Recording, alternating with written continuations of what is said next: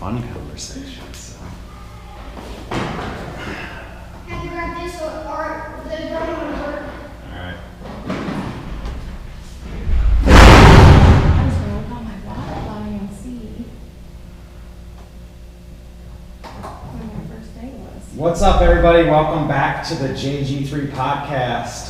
This will be episode 2 of the new version, and we have Trina England here with us. Hello. Ooh. She did much better there than the mic check. The mic check, it was very quiet. Yes. But anyway, Trina is one of our coaches here at JG3, and she's been here roughly...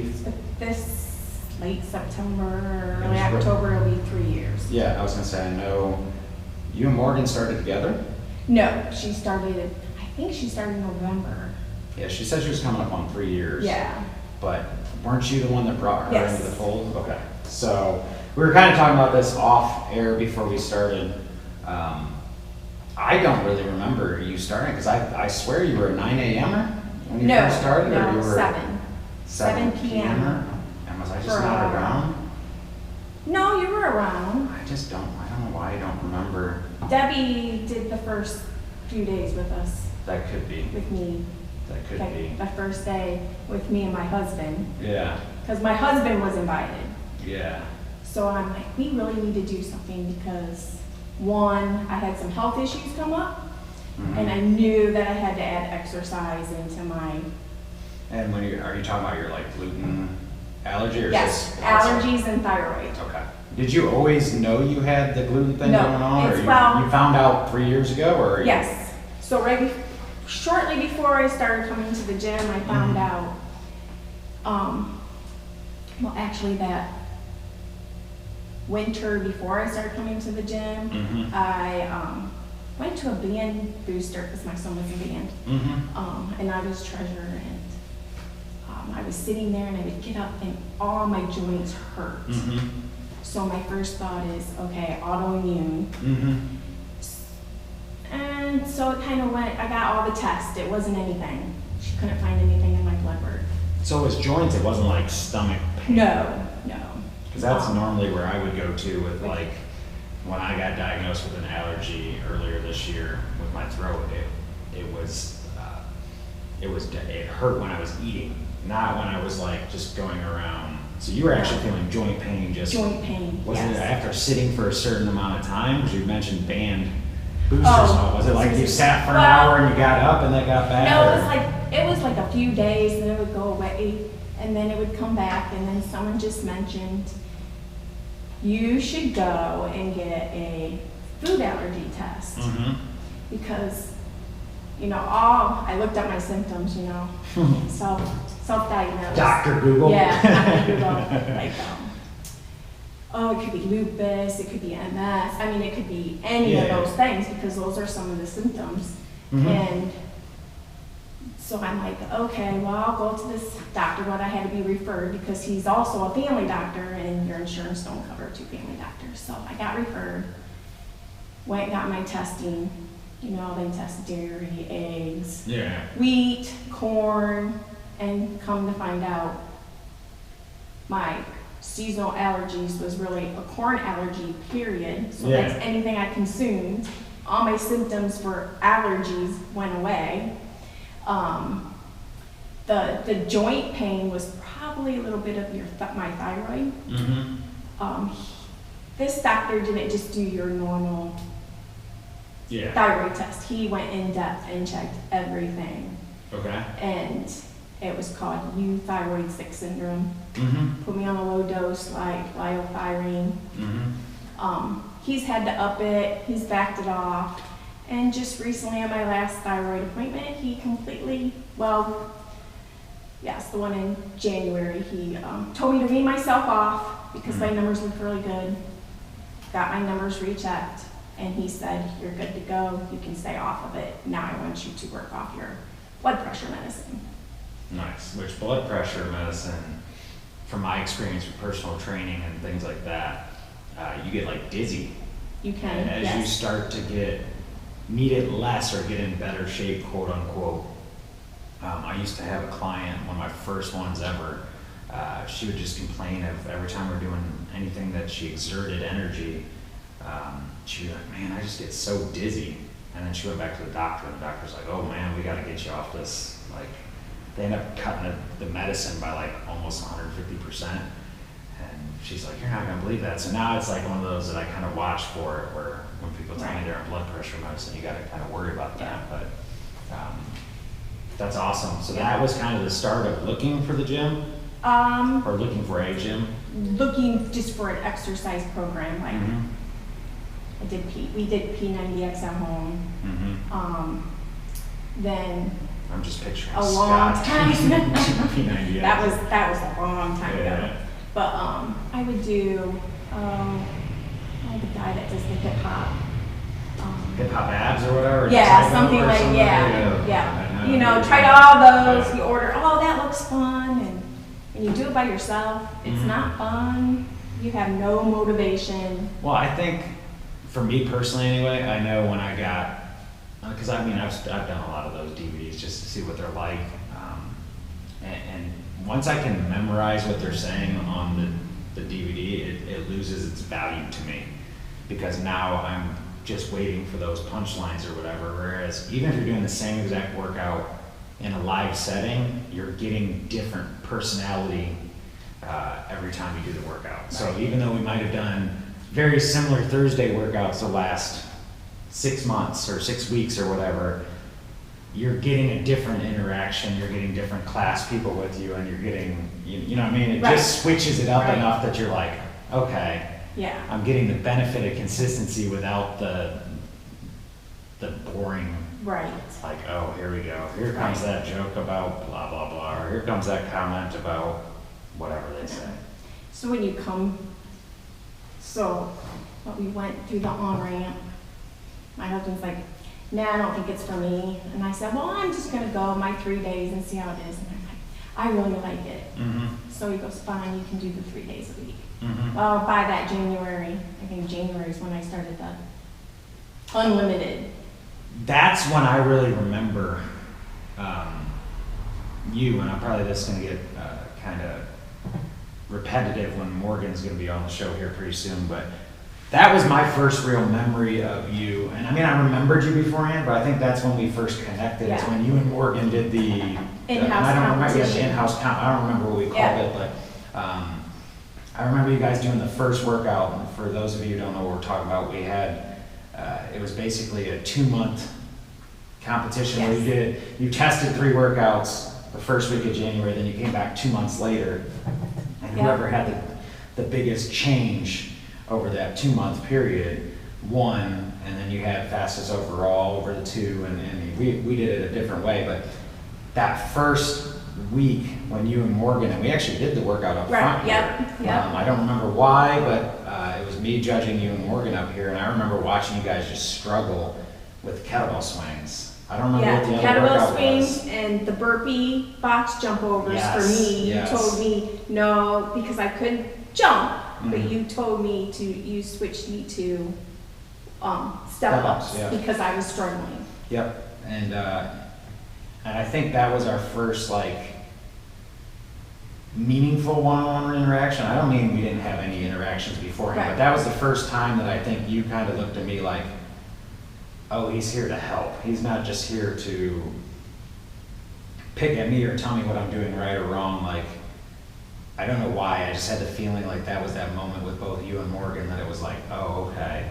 And then watching you guys over the next 2 months just absolutely crush everything you did, and then you came back and you guys I don't remember, it was a huge improvement. It was, you guys used a heavier weight for everything and you beat your times, and it was very significant to what you were doing, and it was like, wow, 2 months can make a huge difference. And when you think about that, that was 8 weeks time frame for you guys to go from struggling with I want to say it was like an 18-pound kettlebell to crushing it with a 26-pound kettlebell and doing the same exact workout half the time.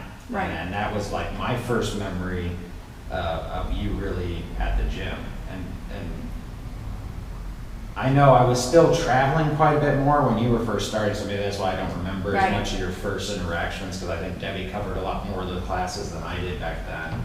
and or we had coaches that covered. But that was cool to see, because you were kind of, you know, we have a bunch of members that show up, and you know, like Jason Dunphy's a perfect example. Jason showed up, did a 10-day pass, and really didn't click right off the bat. And I remember that. I remember when he came, and I'm like, he would take off, boom, at the beginning of the workout, and I'm like, dude, you need to pace. I'm thinking to myself, you need to pace yourself. And the next thing you know, because Morgan would be in the same class, and we're like laughing him, and I'm like, but he's got to learn. And then he comes back the second time, and the first time we would tell him that, and he would kind of take offense to it, like, hey. But I didn't know his background back then, and then we started kind of chatting on why he does. He kind of thought that way, and it was like his second time back, he clicked. Yes, he did. And it's so hard, and I know you're becoming a coach, and how long have you been coaching for us now? 6 months? Yes, about 6 months. About 6 months, and I know that first, like first couple of classes. That's the very hard time to learn how to coach, and sometimes it's like, you know, you almost take crap from other members where they're like, you're really not, like, you judge me or you coach me different than you coach that person. Well, I haven't learned that person's personality yet, and the hardest thing to do is just sit back and learn them. Now, mind you, before anybody calls us fucking haters here, we're still going to make sure they don't do anything wrong to hurt themselves. But there are, like, guys specifically and girls specifically have two different issues when they first start. Girls usually want to go way too light and make it way too easy. Correct. And you got to learn that, how to casually bring up that, hey, you're stronger than you think. You can do more than you think. But not coming across as an asshole saying, do more. Right. Like, I don't want to upset you and say, do more. And guys come across, oh, I have to put this massive amount of weight on that they can barely even push up, and you're like, dude, you're not going to get hurt on my watch. You need to take some of that. And they can get a little. Yeah, there's definitely bravado there, and there's a very fine line between coaching them correctly and them telling you to fuck off and quitting. And I've been on both sides of that, so I can say that because and luckily with some people they've come back and gone, oh, you know, even though I was mad at you, you were absolutely correct. But it's always fun to try and come back. One of my I said this on the last podcast, I'm saying it again, one of my favorite parts of doing this podcast now in the format we chose was I get to go back and relive those early days with people that I don't really remember. Some of the things that some people I say really outlandish stuff to, others I'm very conservative with. I feel like it took me a while to get more outlandish with you. I probably gave more pointers, but it took us a while to really get into that second workout of the in-house competitions. The first time I kind of looked at you and went, you can fucking do it. Right. You know, instead of baiting you, it was like, all right, she can handle this now. Because I watched that. And it's the mental transformation. You're not looking for the physical, because nothing really changes in that 8 weeks physically. Yes, there are changes, but it's you're watching that look in their eyes that says, ooh, I'm tougher than I think I am. Right. And it's very cool. Once you see that, then you can go, all right, now we can dig in on this. And there's a lot of times that I'd pick a weight and you would go, and you'd make me get a heavier weight, and I'm looking at you like, there is no way I'm going to be able to use this 44-pound kettlebell for this workout, and you made me use it, and sure enough, I was able to do it because I just sometimes doubt myself, and that's a big thing. Like when I first started, I was very intimidated by everybody who's been here longer. Yeah. And it can be intimidating, but I was here to improve myself, and I did that, and you know, it doesn't matter, you know, because I'm not 20 some years old. I'm like, I'm gonna turn 49, so I'm not gonna be able to lift that massive weight, and I'm not gonna be able to do some of this stuff, but I try, and that's what matters. Well, and I think one of the toughest things people struggle with here is we really promote that it's not you versus anybody else. Correct. you know, when we talk about 6-week challenges, when we talk about Shred 90, when we talk about anything we do, it's you versus the best version of yourself. And guess what? That's I saw a speech with Matthew McConaughey, and they asked him, and I don't remember what the speech was, but the Cliff Notes version is they kept asking him who his hero was. He goes, my hero is me 5 years from now.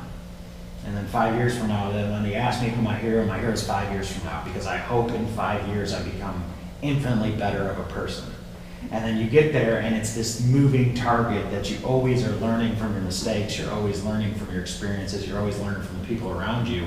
And you take that and you go, all right, it's not me versus Trina, it's not me versus Scott, Right. it's not me versus anybody other than last month I struggled with this and now I can do it. Right. Now that might mean something I was good at a month ago I'm not good at now, but it's that moving target of what are your goals currently. You know, I've been doing a lot of 6-week challenges right now where we sit down and Yeah, it's good. our fans got going a little crazy here, but I've been doing a lot of 6-week challenges where we sit down and we go, all right, we're going to break down an overall 6-week goal, and we're going to break down each individual week separately. And we were just talking to one before we came here, 7 pounds down in 3 weeks, and she was like, how does that happen? I go, because we're only focusing on one little thing. Correct. You know, it's just, the first week it was just eliminate soda, drink water. That's it. Yep. Week 2 was, all right, now we're going to eliminate bread. Week 3, now we're going to eliminate pasta. Whatever it may be, you're constantly going, all right, just eliminate this. Just make it a little bit better. And then once a week, you sit down with them, and if they stay in that week, and then inside of that, you go, all right, Monday, what did I do positive, and what's one thing I need to work on? And they're like, well, why don't you call it a negative? I go, because if you think of it as a negative, you instantly are regretting what you're doing. Versus if I say, hey, positive was I worked out today, and I worked out hard, needs improvement, not the best at push-ups. The mindset is not, I failed, it's I need to work on push-ups. So instead of having this, I'm good, I'm bad, I'm good, and I can be better. It's just those little, the littlest, smallest thing that says, we got to tweak this just enough, can be the difference between quitting and reaching your goal. Right.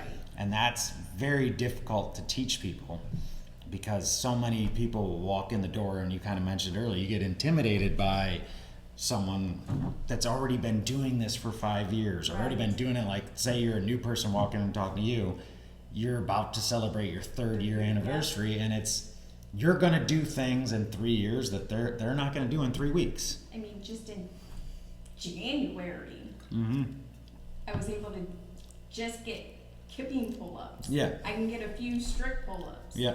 But that came, I had a shoulder injury that I never knew about. Yeah. Went to a doctor, went through physical therapy, nothing worked.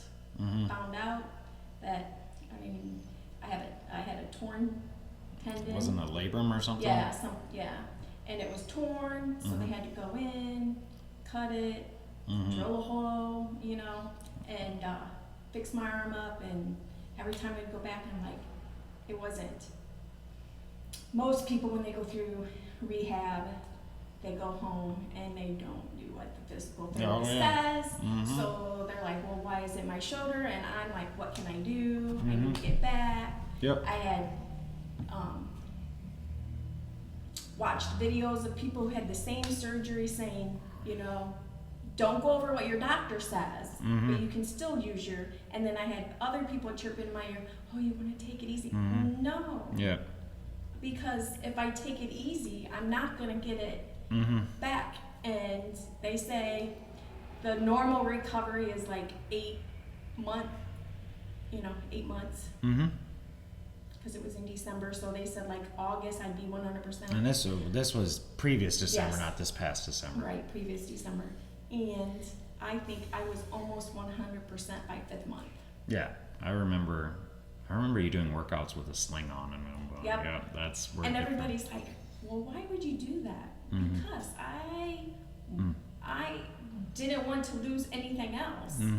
and I still had one good arm that I could go. I remember walking in, and I was doing the workout, and because Kyle had just started, and Kyle was there, and he's kind of looking at me. I had a sling on, and he even said, I looked at you like, why are you in here with a sling on doing a workout? And I'm like, because my legs still work, and my other arm still works, and I can, lift with one arm, and I can still squat with my legs or step up. I wouldn't be able to do box jumps because I would be unbalanced, but I was still able to do it. I think people underestimate the power of staying consistent. Like, it's so easy when you miss a day to miss a second day, to miss a third day, and by that fourth, fifth, sixth day, if it's not planned, you've already fallen out of your routine. Right. Whereas it takes 21 days to make a routine. It's very quick to lose that routine because you're just like, I don't know why. It's just you fall off your diet. It's like the people that are really good Monday through Friday, then eat like shit Saturday and Sunday, and they're like, why do I never make it? Well, that 2 days outweighs the five good ones, because usually on the weekends also when people are less active, so you're eating your worst when you're at your least active. Correct. So if you're gonna cheat on the day, Monday after you did a really hard workout, that's probably gonna be less strenuous or impactful on your body. Because that's probably when you can use all that stuff. But and speaking of diet, I was like strictly paleo. Mm-hmm. Not really.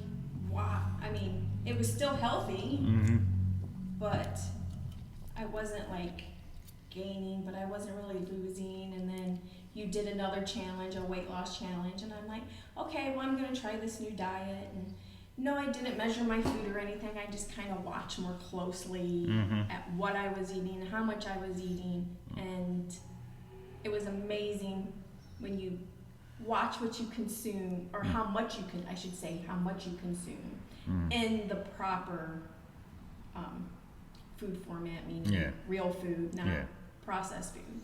How much your body can change just by eating right.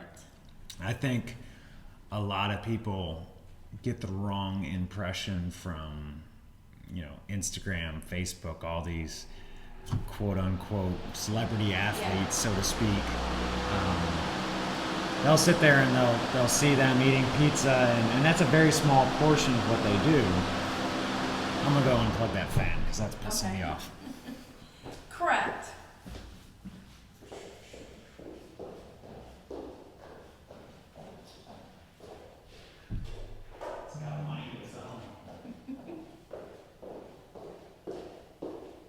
But they'll see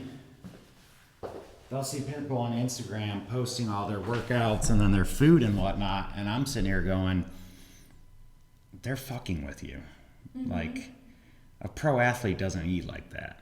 No. Like, they're posting their highlights to make someone believe, because when you're talking top echelon athletes, it's the smallest incremental thing that gives them advantage. So if they're going, this idiot's going to think that I'm eating pizza, drinking, and training ridiculously, they're going to mimic that, and in reality, now I got an edge.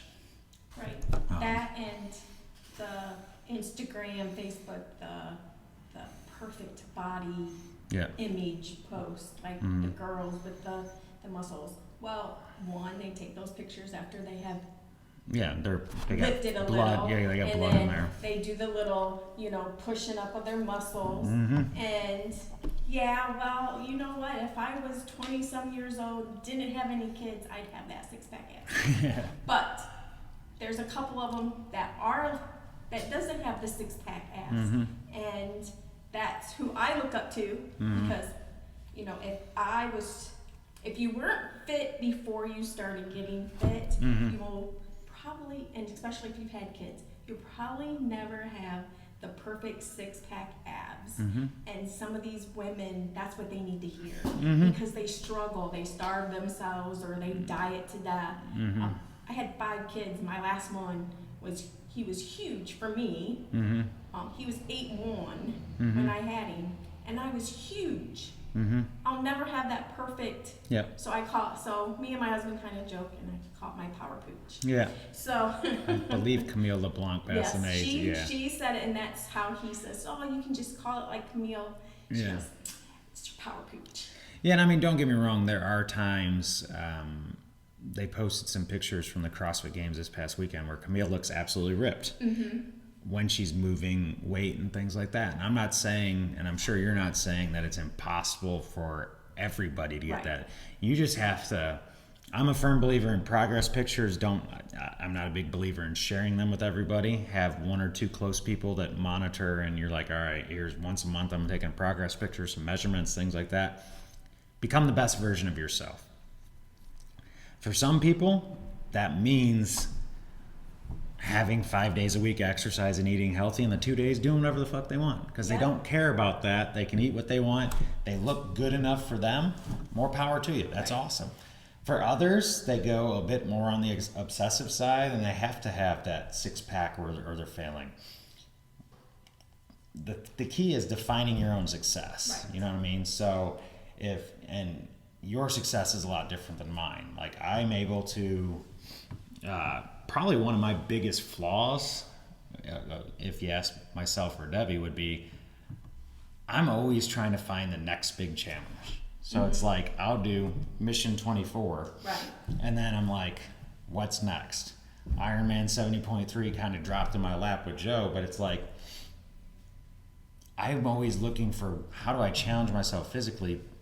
Because I'm not one of those that obsesses with I'm not a muscular guy. I don't like to eat enough to get the type of results I want. So I'm like, how do I push myself physically and mentally to be better? I have a lot on my plate. I'm always trying to add more to it. So there are times where I'm like, you know what? The pizza's fine for me.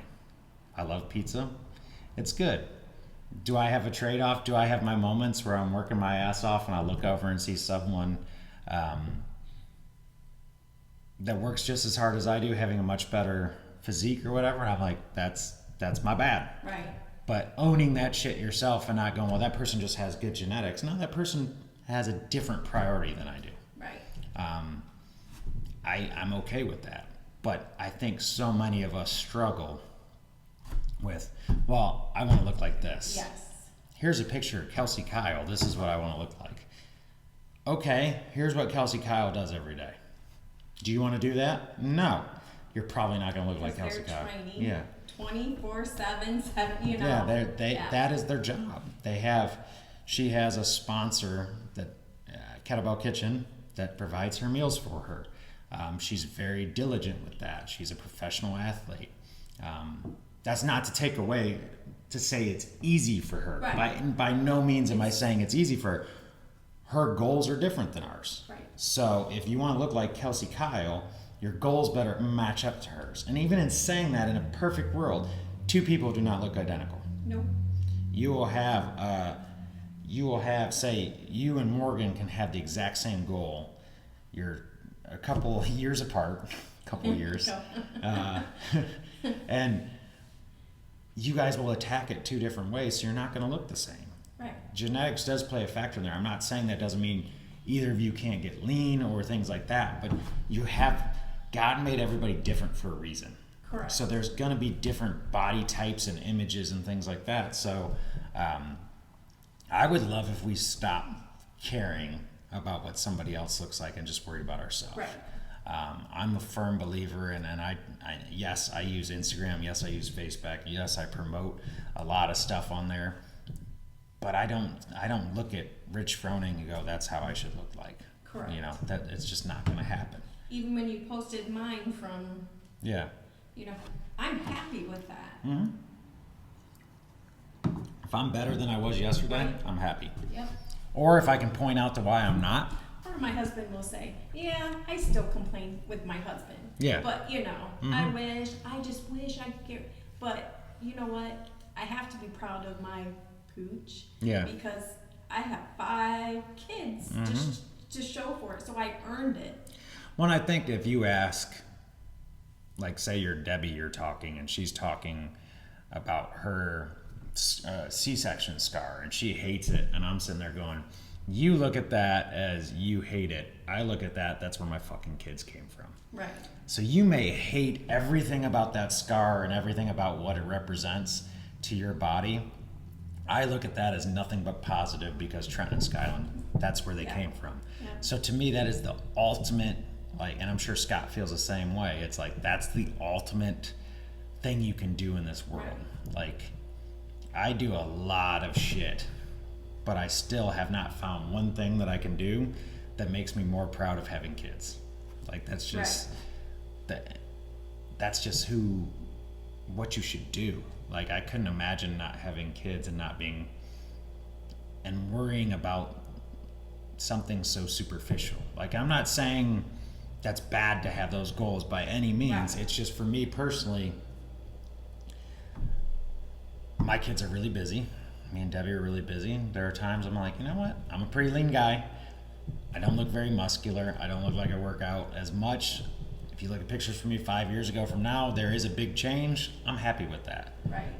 If you dedicate yourself, that's my job. I teach people how to dedicate themselves to get the results they want. But in doing that, I sacrifice a lot personally. But in saying that, I'm still very happy with the progress I've made over 5 years. And, you know, me and Scott always send stuff back and forth on Instagram, and it's like, I'm a big believer in the long game. Yeah, I'm not getting ripped. I'm not doing these things. And I've had my moments where I've leaned out more so than others because I got other events going on. But I'm looking for that long-term health benefit. Right. I mostly work out to, first of all, so I don't have to pay for therapy because my head's all screwed up. But secondly, so I can chase my kids around when my kids want me to throw them in the swimming pool or do they. When I have my grandkids, you know, then I can not be that grandma just sitting there going, oh, be careful. I can be out there with them. Yep. And I think that's where, I guess where we're trying to go with this is define your own fitness, define your own health.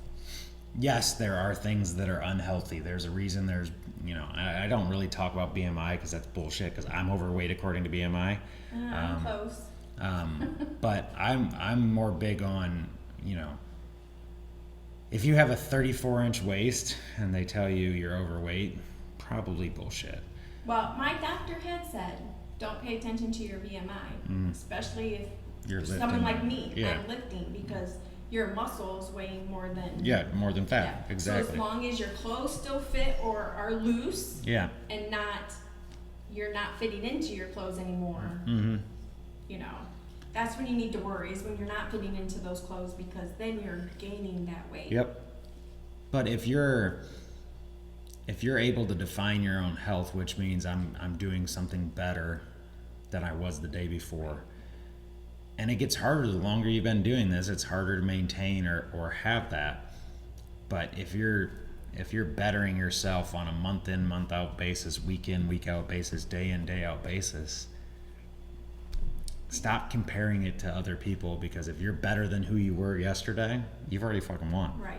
Like that's Very true. Very, that's very where it comes down to. So, but it's so easy in nowadays. I mean, you want some negativity, just pop in on a political post on Facebook. I mean, you can read 4,000 comments about, you know, screw this guy, screw that guy, and it's like, we're living in a time where we have all these mass shootings, mass stabbings, all this crazy stuff, and I don't understand why, because you should be worried about the person in the mirror.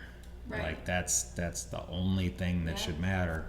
And I know this has nothing to do with fitness. We'll tie it back in with fitness, but if you're not happy with the person in the mirror, try and find someone, anybody, to help you through that.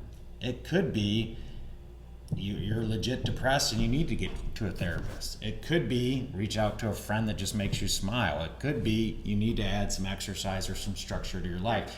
But either way, find something that makes you happy and focus on that. Right. Like, I wish we could have a button on Facebook that said, if it's a negative post, don't even fucking bother with it. Yes. If you're attacking someone, a group of people, you're just bitching in general, we're just Yep. going to delete the post. Yep. The world would be a better place if we had that, because if you walk into a situation and you look for the positive, you're going to find it. But if you walk in looking for a negative, you're going to find that too. Right. So it's very tough, especially with what the industry we're in. A lot of people are coming in not happy with something. I mean, we talked about it earlier. You came in because your joints were hurting. You had the gluten stuff. You had the thyroid stuff. So you were searching for something to make you feel better, you know. And that's where I think we've gotten off the beaten path with fitness or health in general. Is it's this quick fix. Right. You know, this quick fix is, you know, I was in the medical system for 16 years on pain pills and surgeries and things like that with my neck, and it's taken me a very long time to get back to being. Because the quick fix is, okay, well, we'll give you this pill, and then we'll give you this pill, and there's nothing out there, or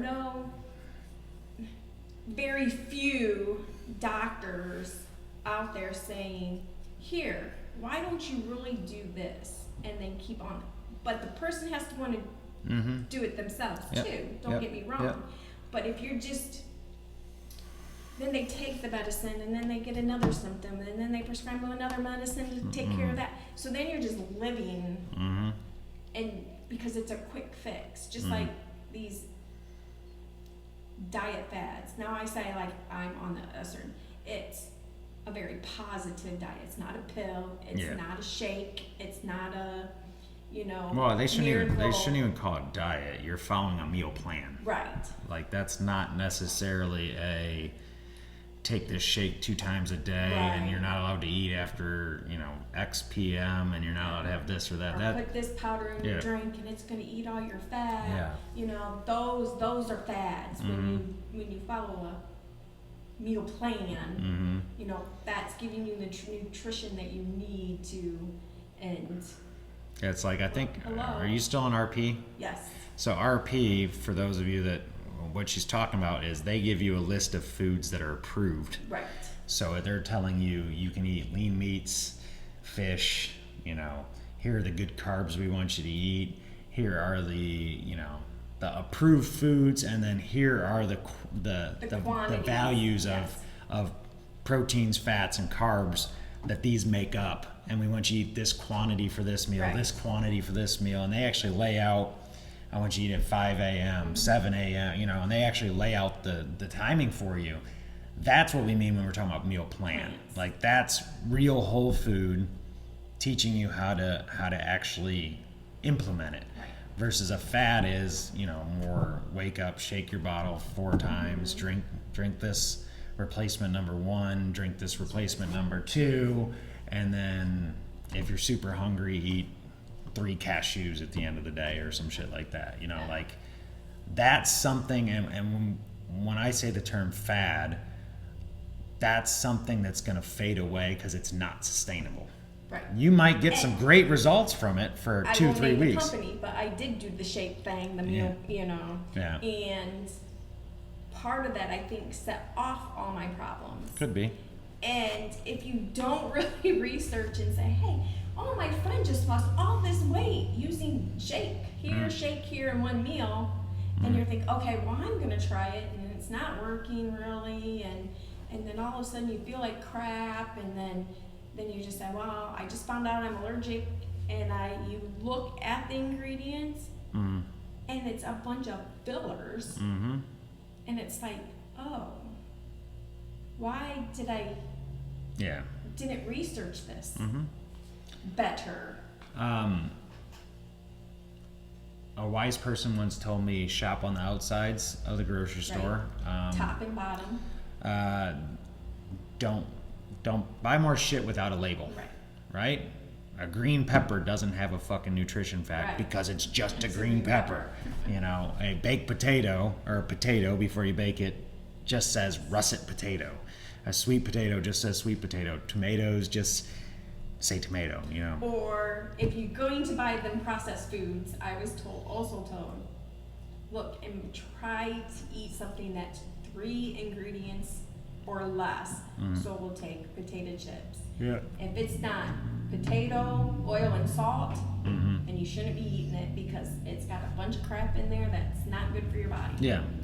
In saying that, I still eat I know, pizza. my kids do, I mean, don't want this to come across as preachy by any means, but there is a blueprint Right. to actually get healthy, and it has nothing to do with, pills, shakes, things like that. It's just sustainable health is long term. Like anything that causes you to lose, when we were talking about the 6-week challenges we were talking about earlier, I tell people, look, if you lose any more than 6 to 10 pounds in 6 weeks, chances are we're going to hit a stalling point where either you are going to hit a stalling point or we had some kind of health thing that we discovered and fixed, like a gluten allergy or something like that, where we eliminated bread or pasta and all of a sudden it was like, boom, we're good now. But usually it's about 1 pound to 2 pounds a week that is really sustainable. And that's hard to talk to people because people come in and they see these amazing results and they're like, oh man, well I want to lose 25 pounds in 6 weeks. And I'm like, that's almost dangerous at that point. I'm not saying it's impossible. I'm not saying people aren't able to do it because people do it all the time. But usually you also see those people 6 weeks later battling with that, now what? Right. Because when they hit that struggle point, it's been so easy up to that. And I don't mean easy in terms of it sucks to do whatever they're doing, but it came off. Yeah. When you hit that first stalling points, when you really get that look and now I got to find what's going to work now. Or you have those people that, okay, well, I'm just going to eliminate processed foods and eat whole foods, and then they exercise, and then they do the whole food or the keto, and they do it for a certain a period of time, and then, that time's up. Now I'm going to slowly reintroduce all my other food, and what happens? They gain all that weight back. Mm-hmm. So Or they find out eat- they're allergic to something, Yeah. and then And then so then you need to sustain that and not bring all the junk back in. I know. Take Ironman for example. When we finished Ironman, and I was eating whatever the hell I want the last 4 or 5 days, I don't know how much of my stomach pain was related to possibly swallowing bacteria water versus possibly eating like shit versus, there's so many factors that went into that it's like, is it worth it? And I wouldn't even claim that what I was doing was super healthy because of how much I had to eat. There was a lot of times I'm like, all right, I'm just going to eat whatever the hell I want because I'm starving and I've burned 4,000 calories and I have to eat whatever. Taco Bell. I love Taco Bell. Doesn't Actually, Taco Bell went up there on the healthiest. Yeah, places they to eat. didn't they name it one of the healthiest Yeah. fast food joints? Still shitty for you, but there are healthy options there. But yeah, it's just finding what's healthy and works for you. And there are people that, even in saying what we said, those fad diets are enough to get them jump started. Right. And that's perfectly fine as well. If that's what got you jump started and that's what got you on your health kick, as long as you're able to transition that and keep it rolling and not get that point where you're frustrated, more power to you. I think too many times we want to put fitness in this box. Right. And that's one of my bitches with all the changes and everything at CrossFit. I take a lot of crap for criticizing CrossFit, but if you notice in the 3 years you've been here, we really haven't done quote unquote CrossFit because they're all about grandma can snatch, grandma can do this, everybody can do the same workout, when in reality there are things you should modify for different groups of people if you want them to actually get the results. And that's not saying they aren't able to do it. It's saying if you're coming off the street and we're programming box jumps and you're struggling to walk, Right. we probably shouldn't have you jump on a box. if you're only coming 3 days a week, like you were at the start, we probably shouldn't have you doing something different every 3 days so you never get consistency enough to build up quality movement patterns. So every Monday, Wednesday, Friday, if those are your days, you're going to get consistent things Monday, Wednesday, Friday. Right. Because if I'm only squatting once every 9 visits, of course I'm going to fucking suck at squatting. If I'm only pressing, if I'm only doing whatever, I'm going to struggle with that. But if you hit the same movement patterns or the same interval patterns or the same style of workouts, you're able to build your own version of consistency. Right. And the only way to get through the other side is consistency. So while I learned a ton from CrossFit and I loved every minute of my level 1, and I met a lot of really quality coaches that I still touch base with, I still do a lot of those style workouts. It's, again, just like we're talking about with these fad diets, and find what works for you. Right. And what works for me as a coach and what works for us as a group is we're not tied to saying, oh, it's got to be completely random and you got to have this skill, that skill, this skill. No, it's I it's love it making when you have us make up workouts. because On then some oh Saturday. yeah, Saturdays You put mystery wad, and then the first couple people come in, like the one day when we haven't done farmer's carries in a while, and I said, hey, let's do farmer's carry, and then you added 200-meter farmer's carries. yeah. It's, but I think that also But it makes it fun. it makes it fun, which is what fitness should do. And what people don't realize, and this could be a coaching moment for you as a coach and as you start to learn more about programming, why do you think I do mystery workouts? Do you have any idea? I don't really. I'm like, oh, he's just gonna put us through torture. That's what most people think. But here's really what it is that's and if you notice, I do it about every 6 weeks. Right. That's when I sit there and I'm evaluating, am I hitting my members' needs and my programming? Oh. Because if you guys pick movements that Yeah. we haven't done for 6 weeks, I screwed up and am not programming what you guys want to do. Which means your fun factor, while it might still be high, Right. you're asking I for see something that. else. So if someone says, hey, I wish we did farmer's carry, I'm going, shit, I don't program farmer's carry. That's something that I'm doing wrong. Oh, wall balls are a big thing that people want to see. Yeah. Well, some. Some, Not all. yeah, some, not all, but that's the best way of a coach to sit there and nonchalantly, you didn't even know this, and Right. you're on our coaching staff now. You don't realize I'm asking the people, what do you want me to program? And if you notice, we come right back the next week, you'll see those Yes. movements in Yep. there. Because now I'm going, okay, message heard. Member Mondays. I didn't do mystery workouts for a while because everybody was giving me Right. member Mondays. Because every single week I was getting that instant feedback from a member. I Yep. want to see this. So every Monday I was able to hit on those. Right. When we stopped member Mondays, I went back to the mystery workouts so I could go back to, now I'm gonna have to switch it up because now I just told everybody. But that's my way Right. of checking in on everybody and going, hey, am I giving you what you want? Because we talked about it earlier, fun, if you're having fun, you're gonna keep doing it. Right. If every time I walk into this place, I'm regretting the workout I have to do, or, I stop coming to this place. Right. And- I mean, I know there's some members that come in and go, oh, because they don't look at their app, or Mhm. or they choose not to have that, and they look and they're like, oh, no way, Yeah. But then they go in and goes, well, I'm really glad I did that Yep. today. And don't get me wrong, I don't think anybody ever sits there and goes, burpees look fun. Oh, yeah.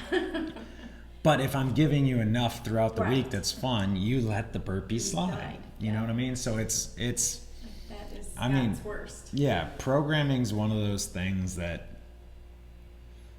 is one of the hardest but most gratifying parts of owning a gym. Because it's just like I said, you start to get those little clusters of you get the view into the person's mind, and you go, oh, this is what makes Morgan tick. This is what makes Right. Scott tick. This is what they're looking for. And then to see everybody smile when they sit there and they're like, oh yeah, we made this work. And now sometimes they're not smiling. They're like, Right. last Saturday, they're going, son of a bitch, we should pick some different movements. 2 Tuesdays ago when I was smiling because I hit a 25 PR on a movement we haven't done in how long, and I'm looking at you going, how is that? Yeah. You know, and it's because you have us doing all this stuff that makes it look like we're not working on those muscles, but we are. Yep. And when you go to pick up that barbell, Yeah, 100%. Yep. There's oddball Thursdays have allowed me to express more some of the experimental stuff that I will do. And I think people are starting to realize, oh wow, some of these movements, take a mace joust for example, look really easy. And then all of a sudden it's like, ooh, this sucks. But it works the stabilizer muscles in a different way. So you're just hitting your shoulders, your biceps, everything in just a little different way. So in the grand scheme of things, weighted step ups, sandbag squats, D-ball holds, mace squats, you're hitting your muscles in a different way that's allowing you to build strength in just a slightly different manner. So when you go back to a movement that you've done for 3 years straight, your body's like, ooh, I engaged another muscle it's just another tool in the bag. I hit this in a different way than I've ever hit it, so now I'm more ready to attack and fire when I need it. yeah. And it's always fun when that happens. Don't get me wrong, I've had programmings where I'm like, oh, I done missed the mark on that one. But I'm also, if you notice, I don't do a lot of 1 rep maxes anymore. Nope. I used to be obsessed with, you know, the measurable. Oh, we gotta log into Wodify, and that's how you learn everything. You know, but no, failure teaches failure. So I'm real big on let's build them up. So if I put a 1 rep max on the board, like you better be fucking going for it because you're not gonna see it a lot. But I'm a lot bigger on heavy singles. Right. Go until you think you're gonna miss the next one and stop. And you can hit a 25-pound PR without ever thinking you're gonna fail. Right. If I could walk up to the bar Some and of it's mind over matter. If you hell think yeah. about it, you know, 1 rep max, if I miss this, then I'm going to have to go to the way I did before. And I really want to, when it's a heavy single, you're like, oh, I'll just go till I... Yep, you don't even think about it. The first time I ever squat cleaned 235, 100, or 245, 100% accident. I told somebody to grab 45s. Someone had stacked the black 55s on the 45s on accident. We loaded a set of 45s and a set of 55s. In my head, it was 225. I pulled. By the time I caught it and realized how heavy it was, I had made the lift. Stood up and I was like, man, that's the heaviest 225s I ever felt. Then I looked down, I'm like, holy shit, I just hit a 10-pound PR on accident. Yeah. You know, it's like, oh, that's cool. Actually, it was 235s, from 215 to 235. But it was just little things like that happen. I used to mess around with our members all the time and say, all right, well, I'm going to load the bar for you so you don't think about it. After you've been doing it so long, that stops working because, you know. I still have trouble with the math. Yeah, I have to count it and count it again to make sure it's right. Yeah, that happens when you've been doing this a lot. But yeah, it's the programming aspect, and the community aspect is also underrated when you're going for a 1 rep max, whatever, or a heavy single, and everybody's invested in you hitting it. Just that energy level can bring you up that much more. Take your son for example the other day. Me noticing that he was bailing before he ever tried, and getting on his ass and saying like, I wasn't getting on his ass for his lack of trying. I was getting on his ass because I knew he could do it. Yes. So he got frustrated, and then, you know, when I told him, I said, just fucking try. Trust me, you're gonna be happy. And he ended up hitting it. The smile on his face is worth the him getting mad at you for that split second. That's part of probably even when I grew up, I was never told I'd be an athlete. You know, I did track. They put me in long distance. I did not, and I still don't like long distance, but you know, so I said, well, I want to do hurdles because it's a shorter distance. But anything else that, you know, it's just, you're not athlete quality.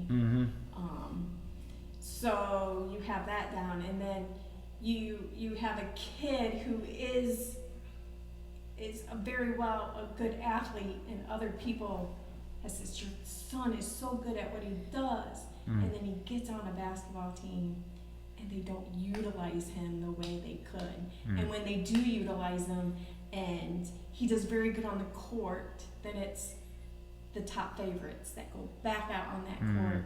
And then sometimes, you know, from it. So he has this, I'm not good enough in the back of his head, because he's been told how good he is, and then this person didn't use him and made him feel that he wasn't good. Yeah, and I think that's why he gives up on himself so yeah, easily. I think he does, and maybe one of these days I'll have this conversation with him. But there was an interview with Eminem, actually, when he released Kamikaze, and I don't remember the context of the question, but they were asking him something about being happy or putting out his music or whatever, and he's like, part of him is at his best and he's happiest when he's pissed off and people doubt him. Like, that's when everything clicks. And that's kind of how I've lived my life, is when people tell me, oh, you can't do that. That's where I can't doesn't exist came from. I mean, there's several examples that I've cited in the past of other athletes living that. But in reality, I hated fucking people telling me I couldn't do something. It's like I have to have a chip on my shoulder. It's like, if I think it's easy, I don't care. Right. But if someone sits there and goes, there's no way you can pull that off, it's like a switch flips in my brain and I'm like, watch this. Yep. And it's almost like Aiden could use a little bit of that attitude. And I'm not saying it's hard, and even in saying that, I get people sending me texts all the time when I post my poetry or whatever online. They're like, what are you so pissed off about? I'm like, I'm not even pissed off. That's just how I process stuff. Like, right.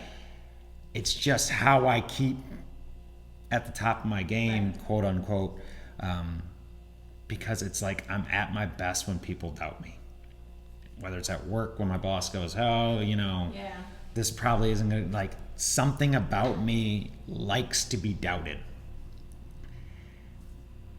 But at the same time, it's a very high and low type life. Like, there are times where I get home and I literally hit the bed and I'm so exhausted. Debbie thinks something's wrong with me because I go hard all the time. I have ideas popping through my head, left, right, center, and then I start doing stuff, and then other people throw more ideas in my head, and I'm like, oh man, that's just how I'm wired. So sometimes if Aiden's almost at that age, I figured it out about 15, 16. And Aiden's, he's got a couple more years before he realizes it. But once he realizes, and I pushed him a little harder so he realized, oh, I can do this. Once he realizes, when he doubts himself and he finds that switch that makes him pull it off, he's going to be that much better. And yeah, it fucking sucks. I've dealt with it with my kid, and everybody thinks their kid's a great athlete, so don't take me wrong. But I dealt with my kid in baseball where he didn't get used in the championship game the way that I felt he should have. And he ended up playing a position that it sucked watching him hate baseball. He loves baseball more than anything. The championship game he hated because he got tossed to the side he played a position all year long, and then when the game counted, the coach's son played that position, and it didn't go well, and my son was stuck in no man's land wondering what he did wrong. Right. And at that age, they don't understand, and you're sitting there going, I don't want to be this parent that's pissed off, but I'm about to lose my shit on this guy. I know, and I sat in them stands many a times, like, I just want to go down there and grab that coach and shake him and say, why? But in saying that, it's like I told Trent when we got home. I hugged him, I kissed him, I looked him, wiped the tears out of his eyes, and I said, look, you don't realize this, but this could be the best thing that ever happened to you. And he's like, why, Dad? And I'm like, and I don't condone talking to your kids the way that I talk to mine. It's just how it works for me. And I said, because next year you want to shut that motherfucker up, or you want to still be crying? And he goes, I'm not allowed to say it, Dad. And I'm like, no, you're not. But you get the point. Because in his mind at that moment, he's like, I want to shut him up. So he grabbed his baseball glove, we went out and we practiced. And I'm not even saying the coach did anything wrong. Right. Like, I don't want to come across as because I think the coach up to that point did amazing with my son. It was just in that moment, he felt something would work for the team and it didn't. That's fine. We all mess up. But I needed to tell my son, hey, you're not entitled to shit. Right. There's nothing in this world that's going to get handed to you. Most people don't get success handed to them. Yes, there are a small group of people that fucking get everything handed to them and they don't know how to deal with adversity. Guess what? The best gift you can have at 9 years old is you already know what adversity is. You already know I have to fight to get what I want. Right. And that's a hard lesson to have with a 9-year-old, but I'm a firm believer in, like I said, part of me likes when people doubt me because I went into every sporting event. One of the reasons I was a Division I swimmer is because someone told me nobody on our team was good enough to go Division I because the best swimmer, quote unquote, on our team signed with Finley. And I said, watch this shit. And I went out and I had a couple meetings with Division I and I got told I probably wasn't good enough. And I told one coach, I don't remember exactly the words I said, but I know I threw an F-bomb at him and said, if you put me on this I don't care if you make me a fucking walk-on. You will be happy that you put me on your team. First practice, I hit a PR of my #1 event in high school. I hit a PR from a push start on the wall. My coach goes, ho! And I said, I told you, I didn't come here just to say I was a Division I swimmer. I came to make some waves. And he was like, well, shit. And I ended up lettering and becoming a pretty big, I don't want to say important part of the team, but I became a contributor to the team, which was my point. Right. If you tell me I'm not able to do something, I'm going to do everything in my power to do it. And that's why I also get frustrated with younger kids right now. Like, one of the reasons me and Kylie Taylor get along so well is she was one of the first 15-year-olds that I said, look, bitch, you want to fucking get good? Do the fucking work. And then she realized if I work hard in the gym, everything else becomes easier. Right. And then she got really good at volleyball, and now she's playing volleyball in college. And it's like, I think kids need to hear that you need to work. Right. And I'm not saying they need to be treated or unfairly or some of the other stuff, but it's okay to face adversity. Like, and so you talking about swimming, it was my sophomore year, and that's when I did hurdles, and I did the relay team, and I always heard from my father, oh, you will never be good at any of that. And I remember going to a meet in Toledo, and I'm not them girls are fast in Toledo. We came in second out of a whole bunch of schools, and we were talking, this was Columbia. We came in second in that meet and got medals. I remember walking through that door and shoving that medal in my dad's face and says, I thought you said I couldn't do it, and just walked away. And that's the powerful memories that you end up developing. Like I said, there were I got told by a lot of people there was no way that as many of us finished Ironman did rather. And, hanging my medal on Joe's gravesite was, I didn't have to say anything to all the people that doubted. That was my moment because Joe knew I was going to do it. The day I looked him in the eye and said, I'm going to do this, he had no doubt in his mind. Carrie said she never doubted. Both the girls were like, as soon as you said it, we were like, oh, this is gonna. I think everybody in the gym had no doubt. Yeah, they're like, oh, and don't get me wrong. I think a lot of people, when I got into it and wasn't having a good day, went, ooh, this is gonna be a long day.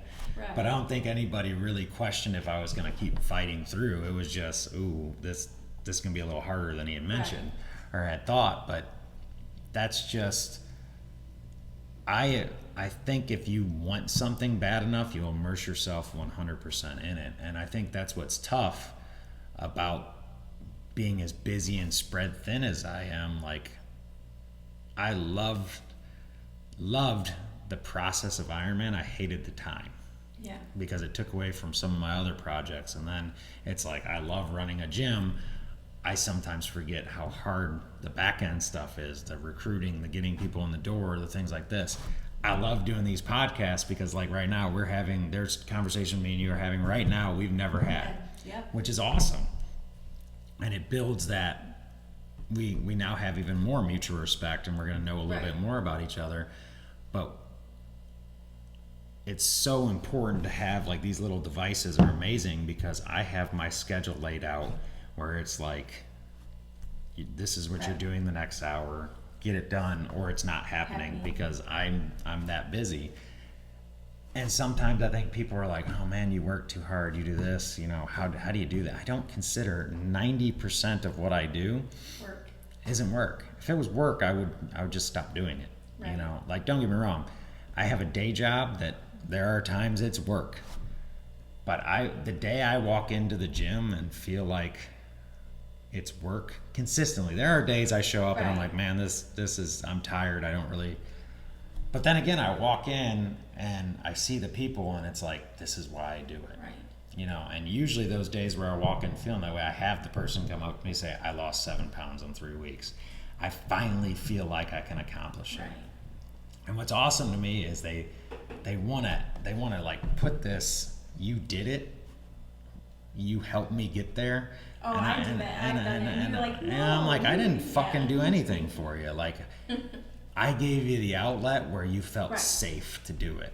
But I don't want to ever take credit for anybody's. Yes, I gave coaching tips and I gave things like that, but I'm a firm believer in. But you also have the outlet for them people to come in. That's why they. Yeah, I've always wanted to be like, I tell people we're almost a band of misfits. I want you to feel like you can walk in and you can act however you want to act. You can be however you want to be, and we will accept you, because I know what it's like walking into a room and being the tattooed guy that, oh, he's a loudmouth, swears too much and has let's not give him I don't ever want to be that. Like, I think that you should have a safe zone to get anything done. And I will admit that, you know, that first like year and a half, almost 2 years, there's times when I felt uncomfortable in here. And then, you know, I feel my most comfortable here within the last year. And I think you probably noticed that, because I talk to everybody more now. And Scott has felt, you know, he would come every once in a while. A lot of times he would do it in the basement. And I'd come home and, you know, he says he's did it, or he'll admit, no, I just sat on the couch. And then he started to come more consistently. Now he feels comfortable, and that's odd for him to feel very comfortable in a place where there's so many people, because that's just his personality. And so now I feel comfortable, like I wouldn't dance, during you know, workout before, rapping her Cardi B. I wouldn't do any of that before. Now I feel so comfortable, and I've gotten to know a lot of people better. That things. Here's the thing: people tell you things, or whisper things, or you get strange vibes off of other people, and then you're thinking, oh, well, maybe.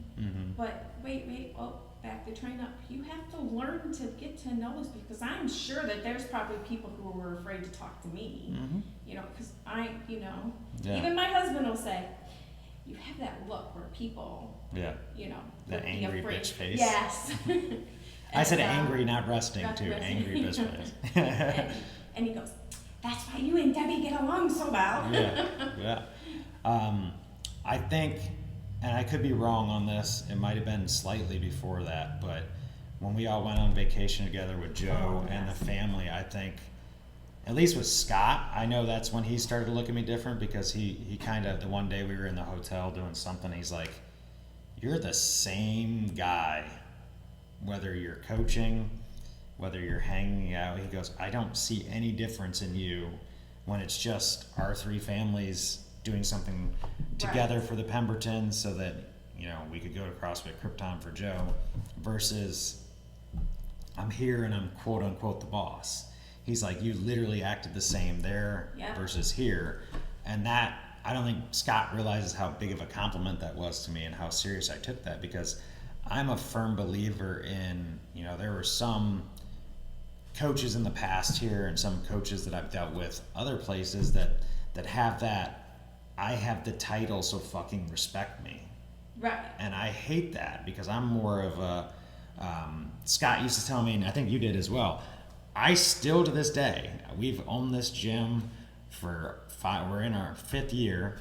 I did personal training 2 years before that. I still, if I'm going to work out in a class, I still ask every member, do you care if I work out with you? You do. And Scott would be like, it's your gym, man. Why you ask me? I'm like, it has nothing to do with it being my gym. It's the fact that I respect the fact that you're paying us to be here. So if you're uncomfortable with me working out, I'll fucking do it after class. Right. But it would really help me out if I could just do it right now. Right. And he's like, nobody cares if you do the workout with us And you or know not. what? And when I cover a class, I'll cover a couple classes, say I cover 5 and 6, and then my family comes at 7. I work out with them and the other members.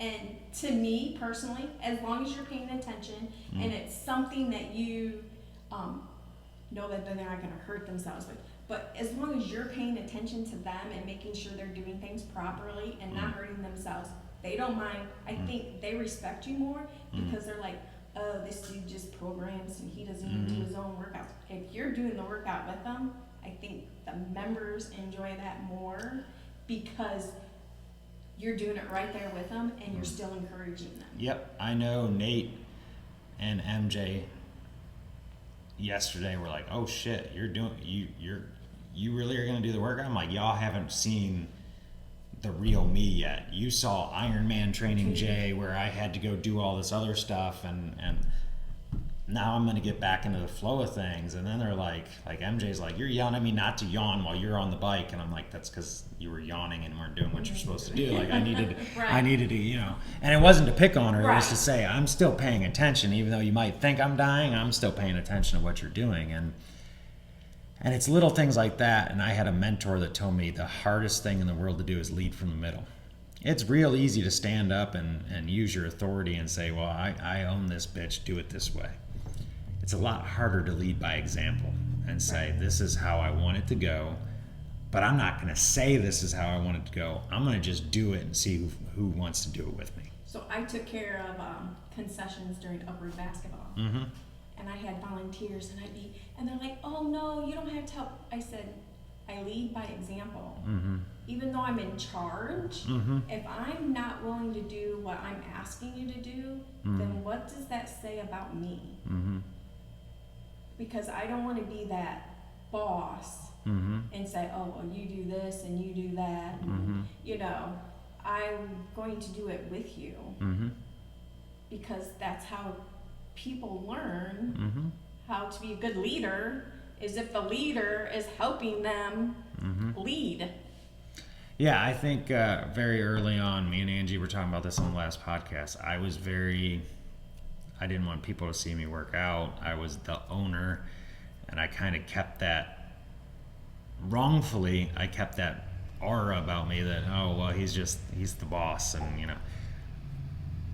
A lot of stuff changed when I finally started jumping into workouts, because then it was, oh, he's one of us. And then it's like, you know, you earn that different level of respect. You know what I mean? Like, it's not just, oh, he programs this. It's he's willing to do this shit with us, and he's willing to push himself, and as he's pushing himself, still try and encourage me. And when we started doing team days, I make it a point.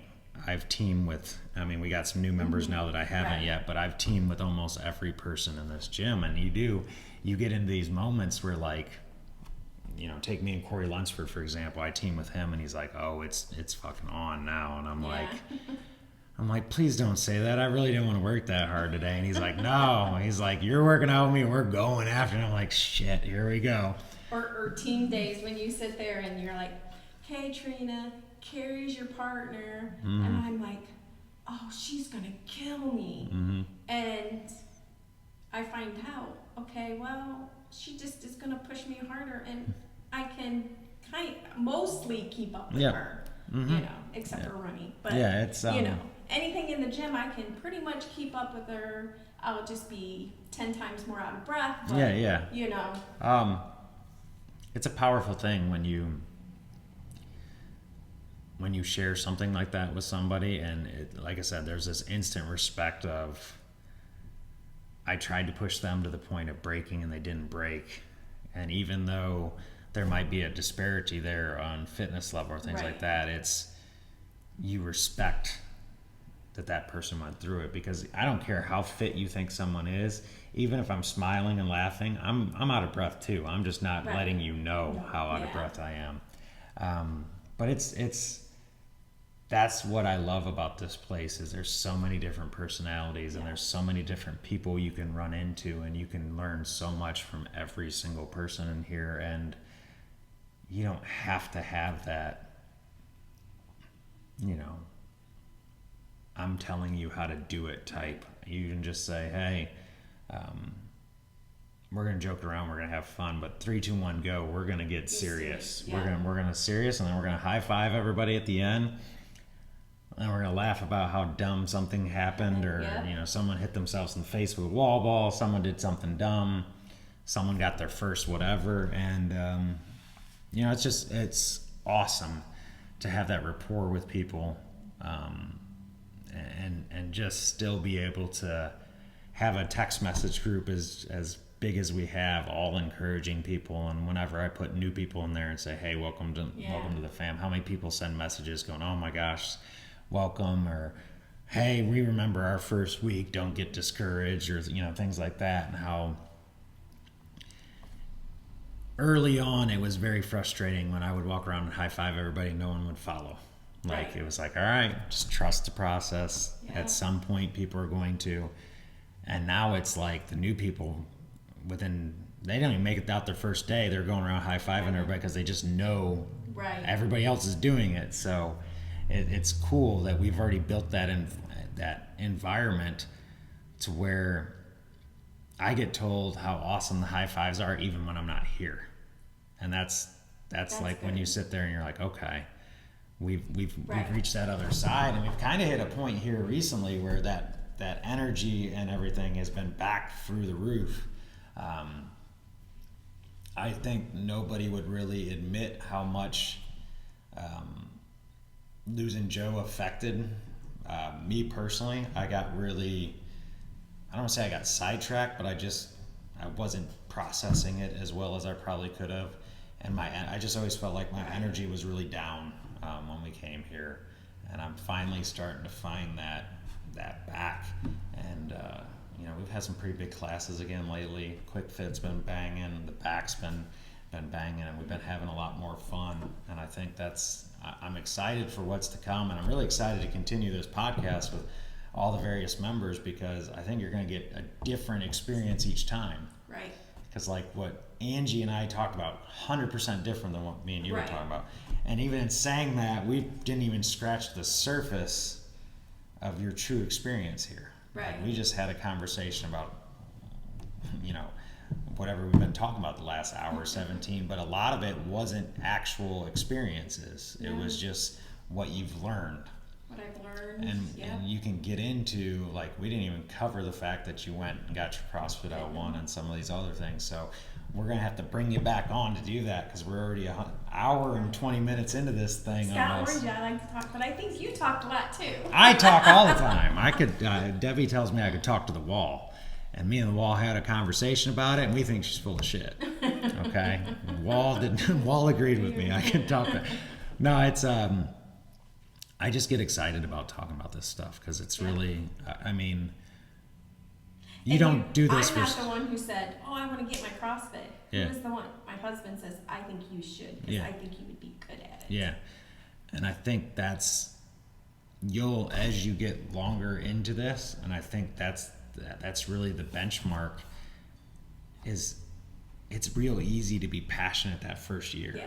It's real easy that first year to you're so hyped about everything.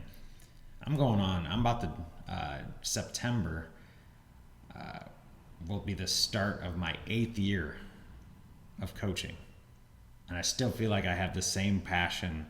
I don't make the same fucking mistakes. I find new ones to make, but I still have that same passion when I'm sitting across from someone at this table, and this is the exact table we do our 6-week challenge consults at.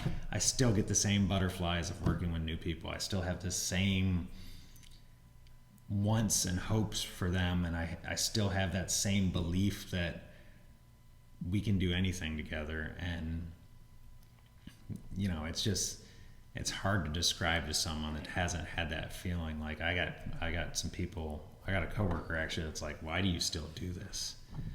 Like, especially over the last year when so much has happened, he's like, I would have assumed you would have just called it quits. I'm like, you don't understand. Like, I was trying to put into words to Debbie yesterday. We're trying to put into words the value of this gym has nothing to do with cash. It has nothing to do with, it doesn't make sense. But some of the memories I've had with people here, you couldn't put a price tag on it. Right. Like, literally, if you were standing at that gravesite when we hung my medal on Joe's grave, like, there's nothing, there's no price tag that you could give me to take that memory away. I would tell you to fuck off. Like, Right. There's no way you could ever take that from me. And I have those, you know, 5 years ago, Angie and me were talking about the thing fell off. We got to reframe it. But 5 years ago, I knew Angie Durnwell for 2 weeks. And we set up a fundraiser for her, and we raised over $2,000 for Alexis Butterflies of Hope. And 5 years later, we were still talking about it like it was yesterday. And it was like, just some of the stories she brought up are 4 years old now, and she still remembers it, and I remember it like it was yesterday. And you can't put a price tag on that. I don't care what you say, what you do. Our vacation when we took Joe and them to CrossFit Krypton, I will never forget some of those moments. And my boys were mad that we were going on this vacation. yeah, You know, and you knew it, and we're like, no, we need to do this. And I think the highlight, especially for Aiden, was when Adam Klink went and had Ben, I'm going to cry. yeah, They had Ben Smith come in yeah, for Joe. yeah. That was a pretty cool moment because one, what person like that yeah, you think yeah, would make time to yeah, come in for someone yeah. just out of the blue? Yeah, so for those of you who don't know the story, we went down to Krypton because Ben and Alex Smith met Joe at the Rogue Winter Classic, and Joe just thought they were the coolest people in the world because he's like, these guys were out there cheering for normal people. Normal people. Like, they were just walking around cheering people on. I'm like, yeah, that's awesome. You know, I was there. It was pretty cool. I didn't get a chance and he was so passionate about them cheering on the normal people and not and I wasn't the big guys. And I wasn't able to actually meet them at the Rogue Winter Classic. So when we booked our trip down there, you know, I casually sent a message to the general CrossFit Krypton thing, and I didn't really give them. I said, hey, we got a member who's dealing with some health issues. We're gonna come drop in, and they're like, 2 people, 4 people, and I'm like, we're bringing a fucking crew. And we showed up. We all had our Joe P shirts on, and they're like, "What the? Who are all you people?"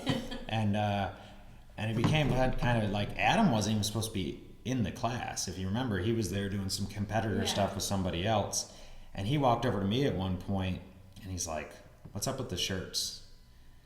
And I'm like, you see that guy sitting over there on that bench? He got diagnosed with brain cancer, and his only goal was to come down and work at Krypton, and hopefully, you know, just you guys sent a signed shirt with Ben and Alex signed a shirt for him, and he just thinks they're the best guys in the world, and he just wanted to come see the gym. And I told him there's probably no chance Ben was going to be here, but we would do it. And he's like, there's like 14 of you here.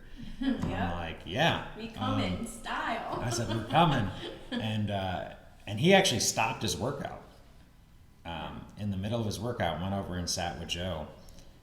And I was like, oh, that's cool. But I hadn't really put 2 and 2 together because we were working out. So I'm like, there's, you know. Try not to diverge. Yeah, that was a bitch of a workout too. But I just thought Adam was trying to be the nice guy because Joe kind of knew who Adam was because Adam's in a lot of Ben's posts. So, you know, Joe was just happy to sit there and talk to him. And then I was standing there, you know, typical JG3 fashion, we finished the workout. We're walking around high-fiving everybody, and everyone from Krypton's like, what the fuck is going on? So everybody's walking around, and I high-fived the coach, and I heard Adam walk over and go, hey, can I address the group before everybody leaves? And I still hadn't put 2 and 2 together yet, and I'm standing off to the side, and he kind of looks up front, and I saw Ben's dog run out, and that's when I put together, I'm like, oh shit. And he goes, hey guys, real quick, I know you guys are probably wondering what is going on with all these guys in red shirts here. He introduced us, said we came all the way from Fremont, Ohio, kind of told Joe's story, and then he let everybody go, and he goes, but I want all you guys to kind of hang out. And at that moment's when Ben walked over, and if you remember, Ben walked over and told Joe his old sweatshirt looked raggedy and he had to get him a new one. Yep. So he signed us in front of him, and this is where I will never forget Ben Smith, and he'll always be my favorite athlete. He then goes, you guys have complete access to the gym as long as you want it. We're going to sit right here. And he sat down on a rower and talked to us for over an hour. Yep. My kids were asking him about muscle ups and stuff, and he's answering questions. You know, all of us were just talking to them, and he talked to us like human beings, and he sat there and he took pictures with everybody. Yes. He hugged everybody. He, you know, he just made it an important event for Joe. Right. And it was just, I don't think you can write a script better than that. Like, it was one of those things that you didn't think was going to happen. So everything we went down for that trip for happened in that moment. I think we all had a huge emotional dump after we left. Yep. Because we went and got food, and it was like, oh shit. Yep. Now we got to drive back, and it was just, you couldn't write a better story to that. And I'm sure, and I hope my kids do, and I think yours are a little older, and they'll definitely remember, that's how you treat people. Yes. Like, you can be as famous as you want to be, quote unquote. If you're an asshole, you're an asshole. Correct. And nobody will ever fucking respect you. But Adam Klink could have easily said Ben was out of town. Right. You know, Ben could have easily said, No. give him a sweatshirt, tell him thank you. He showed up, and he made Joe's day, and he made all of our day, because he made it a priority to talk to Joe, talk to Carrie, talk to his girls, talk to all of us, as if we were all that mattered that day. Have we been going to his gym? That we had been members of his gym for years. It was amazing, and I mean that's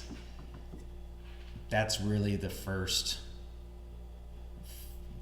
time you left, and I mean I know we've made impact on people. That was the first time I left and went, holy shit, how did we pull that off? Right. Because I mean, I had been building Joe up for like 6 months that this probably wasn't going to happen. And then it happens, and I'm like, oh shit, like, you know, what next impossible thing are we going to pull off? And who knows what that will be, but that was a cool moment for everybody. Yes. For sure. And I think that's the perfect ending point as we wrap up towards an hour and a half. So you have anything you want to plug? For those of you who weren't listening to the Road to Ironman podcast, we talked about quite frequently. Fort Ball Pizza Palace. Trina and Scott own Fort Ball Pizza Palace, so we talked about it a lot on the 19 episodes we did to the Road to Ironman. So if you're from the Fremont or greater Fremont area, their buffet is pretty spot on. Yes, everybody loves the salad bar. They say ours is the best salad bar. I can agree with that, but the truth. We're gonna lay it all out here. The cinnamon rolls are where it's at, you know. And they're homemade. They're not store bought. Yeah, that's where it's at. Because that's just I love them. Yeah. That's my favorite thing for So you we guys. don't buy them in a package. We literally put that cinnamon stuff on it and cut it and roll them and yep. That's awesome. So check out Fort Ball Pizza. Thank you for being a guest. We'll have to do this again and get more into the other nitty gritty. But this has been the JG3 podcast, where I can't doesn't exist.